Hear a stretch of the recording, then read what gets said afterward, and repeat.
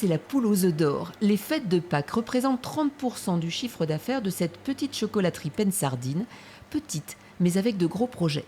Il y a 3 semaines seulement, l'équipe a quitté son atelier du centre-ville pour prendre ses quartiers dans un bâtiment 5 fois plus grand. La demande clientèle est forte, mais le pari osé et le timing serré. Déménager en plein Pâques, c'est un peu compliqué parce qu'il y a toujours des aléas. Ça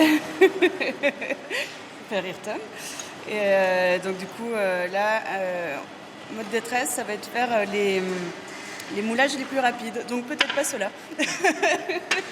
Marie Menou, titulaire d'un CAP chocolaterie, et Thomas Laheurte, ancien plombier, ont créé leur entreprise en 2020. Depuis, le cours du cacao a fait la culbute. Même chose pour le beurre de cacao.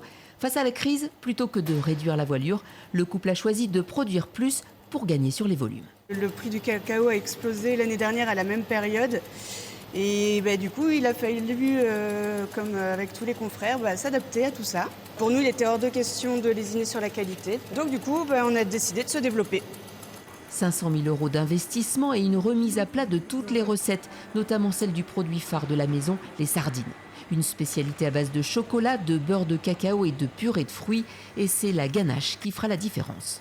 Dans nos recettes, on a baissé un tout petit peu la quantité de beurre de cacao. Ce qu'on a essayé de faire, c'était de pousser au maximum le goût du fruit, garder la coque de chocolat comme elle est, pas réduire son volume, et avoir quelque chose de très équilibré, en gardant une marge acceptable. Si on n'avait pas un peu de stress, on se laisserait aller et on ferait rien de nouveau, rien de créatif.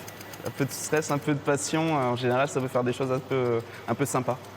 Une fois relevé le défi de Pâques, la cabane à cacao se lancera dans la fabrication d'une sardine glacée, un projet qui permettra de conserver les emplois et même plus. 3 embauches sont prévues d'ici l'été.